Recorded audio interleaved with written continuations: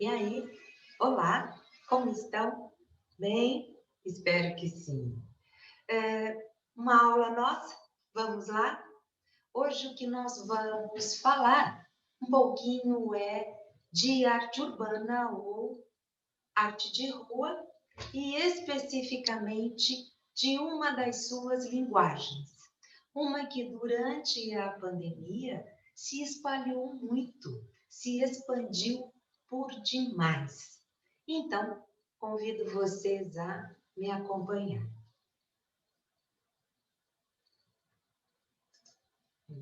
Pronto?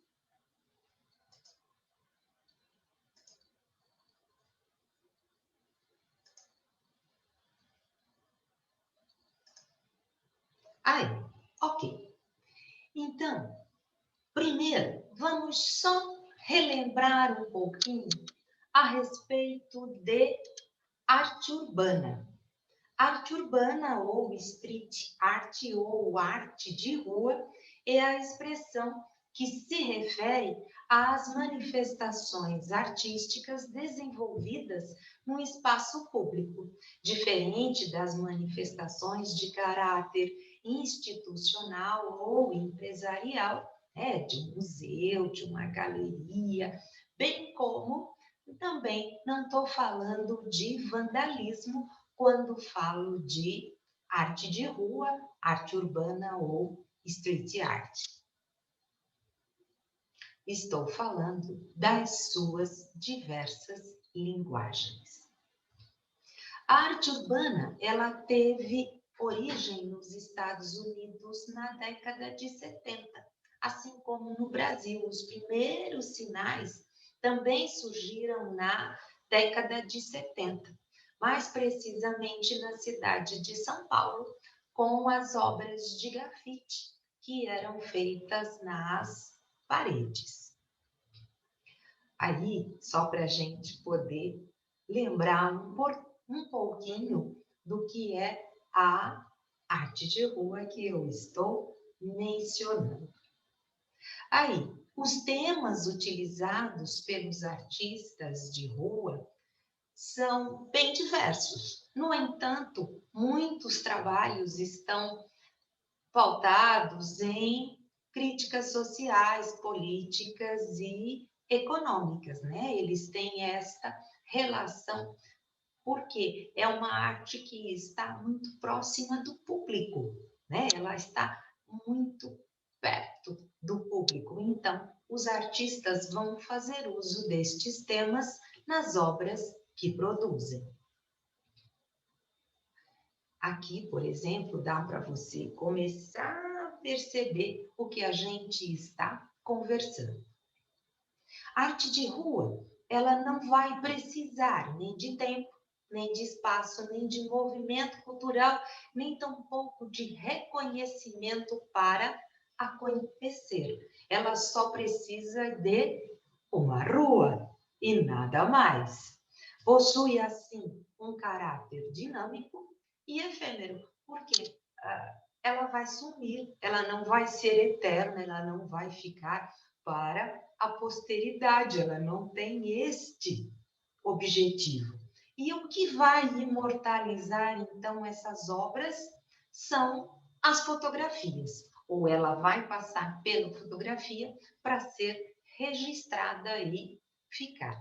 E se eu hoje, muitas vezes, estou aqui podendo mostrar estas obras para vocês, é porque elas foram fotografadas.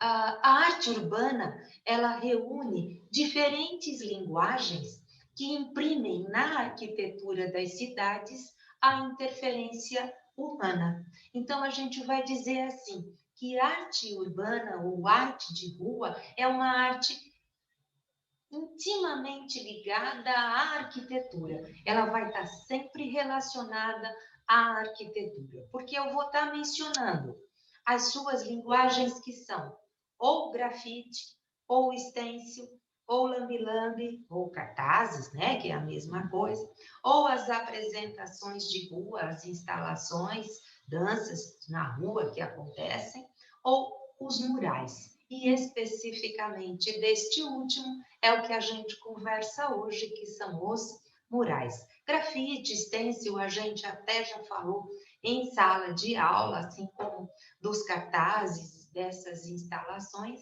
E hoje, especificamente, a gente conversa a respeito dos murais. Aqui é um grafite, então em qualquer parede acontece um grafite, tá? E eu não estou falando de mural, eu estou falando de grafite. Mas especificamente eu quero falar de arte mural, do muralismo ou da pintura mural ou de murais. A pintura mural, ela assume um caráter aqui, ó, gigante. É aquela que acontece normalmente, eu vou explicar melhor depois, mas é aquela que vai acontecer nas paredes laterais dos edifícios. Mas o muralismo, então vamos dizer assim, é um tipo de arte que vai sim ter como suporte as paredes, tá? E ele vai diferir de todas as outras formas de arte pictórica por estar profundamente vinculado à arquitetura e podendo explorar aí o caráter plano de uma parede ou até criar efeitos tridimensionais ou uma nova área de espaço.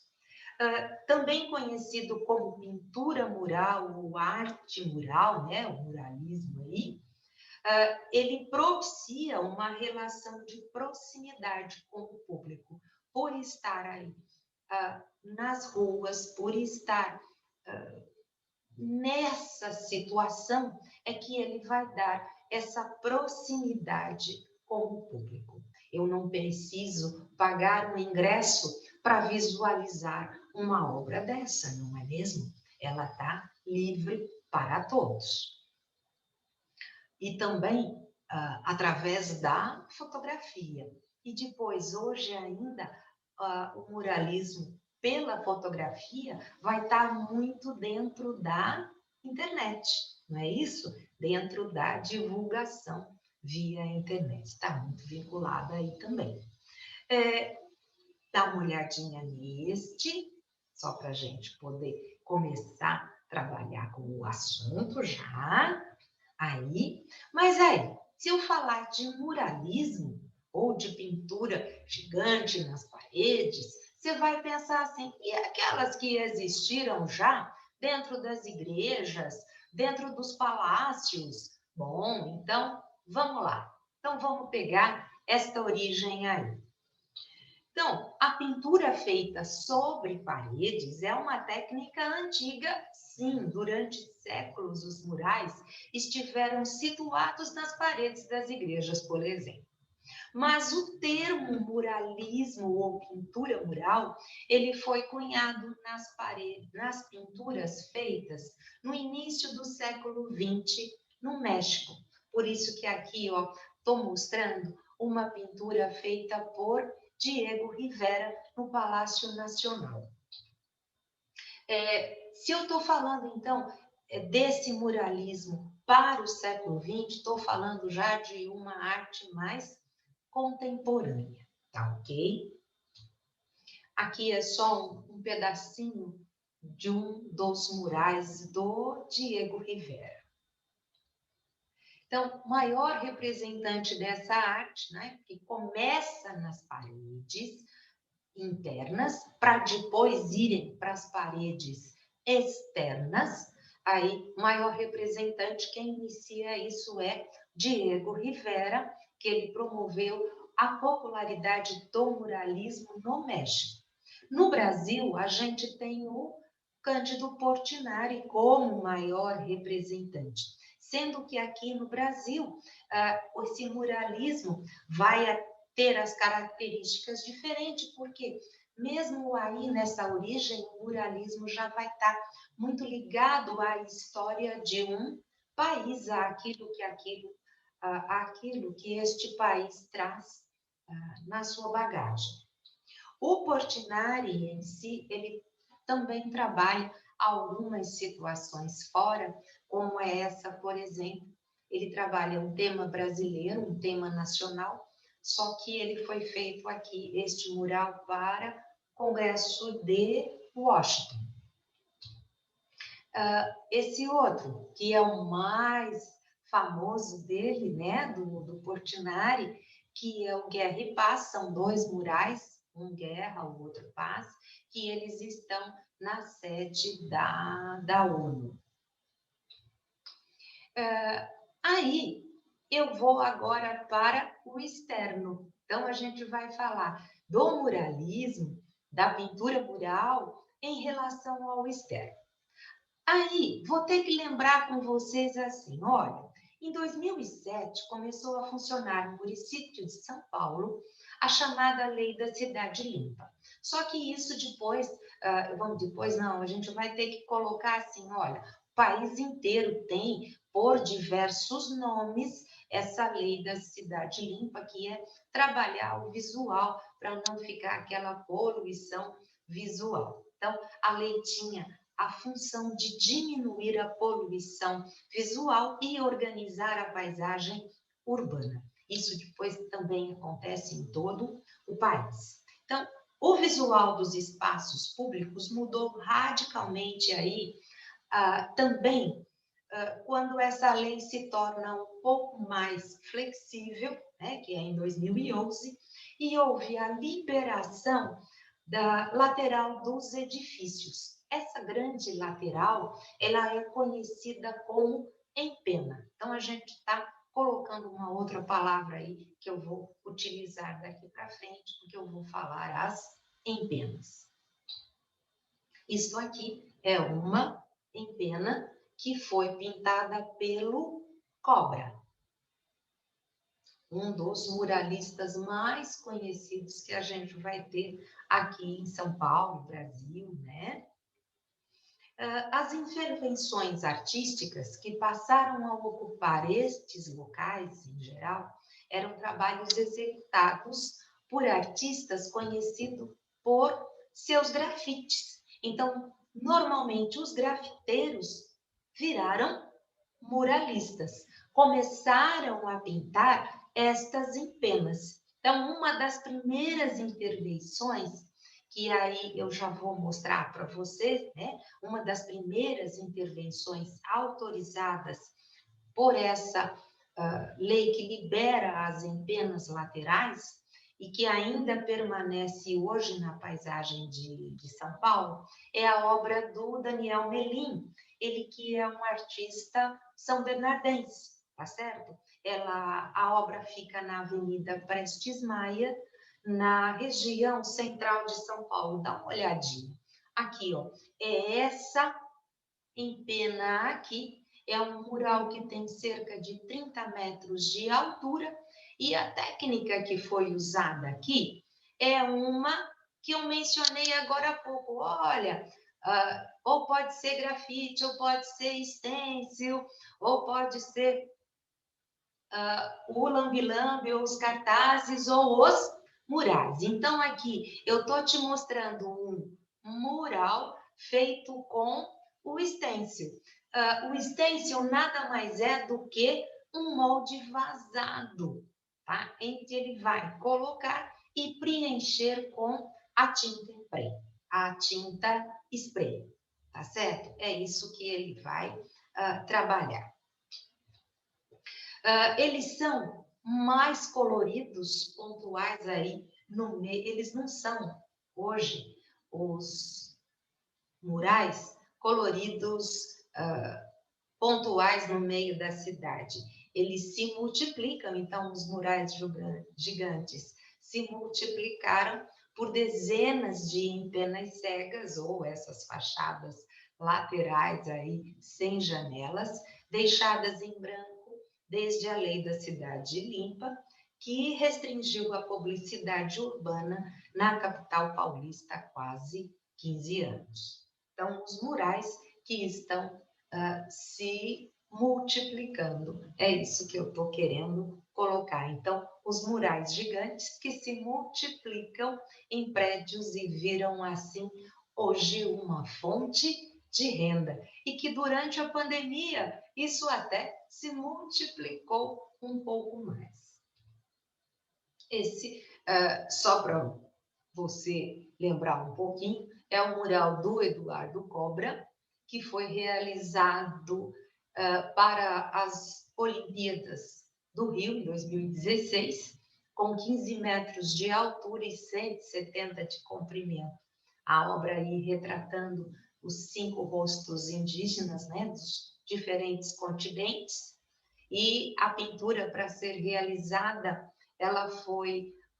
foram gastos aí 180 baldes de tinta acrílica e 2.800 latas de spray e 7 elevadores hidráulicos foram necessários. Então, é todo um equipamento que também tem que ser utilizado para a confecção dos murais.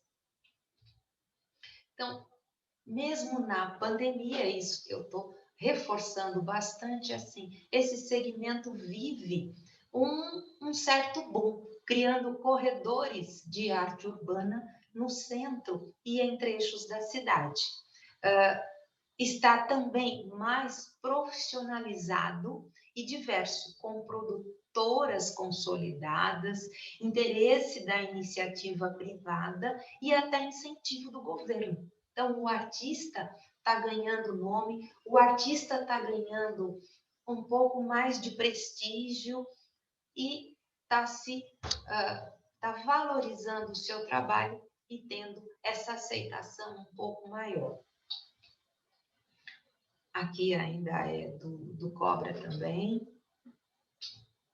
Aí, o horizonte de São Paulo tem se transformado com o aumento da produção de murais gigantescos. E não é somente em um meio de expressão artística, tá? Um meio de expressão artística, essas imensas telas viraram também já um negócio, tá? Elas chegam a custar cerca de R$200 mil e atraem artistas, produtores, empresas responsáveis por edifícios que já veem assim um certo lucro em colocar um mural na sua empena, na sua parede.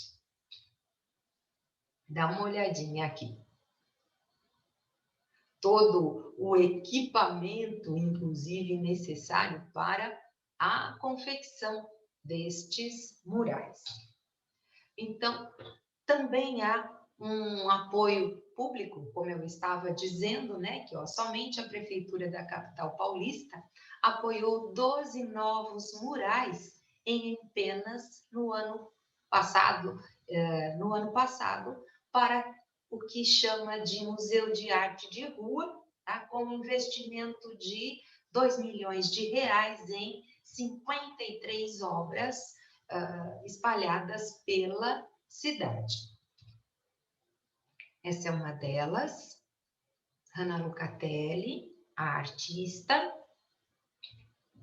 Aqui, espeto no Minhocão. Somente ao longo do Minhocão, por exemplo, há 23 murais prontos ou em produção. E ainda o número aumenta se somado às quadras do entorno da Consolação e bairros mais visados aí como Pinheiros. Então, pelas dimensões, esse tipo de intervenção exige, assim, um investimento muito grande. E, por conta disso, equipamentos, e essa troca aí dos investimentos e do lucro, isso está gerando essa produção maior destes murais. Aqui é um outro artista mundano, é o apelido aí dele, é o edifício Minerazil, em frente ao Mercado Municipal de São Paulo. Esse é um outro, Celso Gitai, na Avenida Brigadeiro. E para que um mural aconteça, não precisam de muitas regras, basta se respeitar que quando o edifício ele é um bem público ou tombado, ou quando ele tem alguma restrição, ele precisa de uma autorização. Fora isso, ele não precisa de uma autorização da prefeitura, ele pode acontecer. Restrição, desde que não tenha um cunho ofensivo ou que não faça referência indireta aí a nomes, marcas, logos, porque ele não pode ser uma propaganda publicitária, ele não vai ser um comercial aí, um produto comercial sendo anunciado. E ter o aval do proprietário, né? Porque senão aí vai ser outra coisa, né? Ele precisa, para que um mural aconteça, ele tem que ter a anuência do proprietário ou do responsável. Senão, aí há aquela autorização prévia que eu mencionei com relação à prefeitura. Aqui é um outro, tá? Da artista, magrela. Aqui é de um artista argentino. Ele fica na Radial Leste, sentido centro. E aí, os artistas vão ganhando com isso notoriedade, divulgando seus trabalhos nas mídias sociais. Por isso que eu tenho falado aí de todos os veículos da internet, todas as redes sociais, tá? Através disso, divulgando os trabalhos dos artistas, tá? Então, eles vão alcançando patamares que antes não eram conhecidos. Eles relatam que antes desta explosão digital era difícil conseguir um prédio para pintar, porém hoje os prédios é que estão se oferecendo para receber esse tipo de trabalho, porque sabem da valorização que o mural traz à arquitetura. E é uma troca entre arquitetura, artista, nome do artista, ele vai tendo esta relação, como dizia, muito mais frutífera, tá?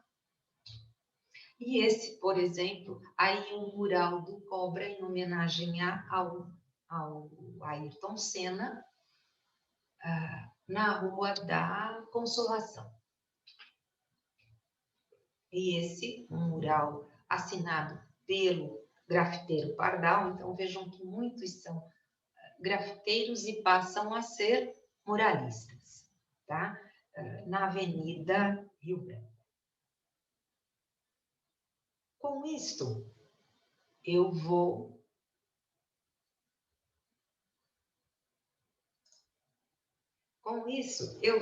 dizer a vocês o seguinte: convido, nós não estamos circulando e essa também nem daria. Essa seria uma visita que não dá, né, pessoal? Explorar murais. Então, se vocês forem circular pela cidade, convido você a observar os diferentes murais que existem pela cidade. Meus amores, um grande abraço, um grande beijo. Até mais.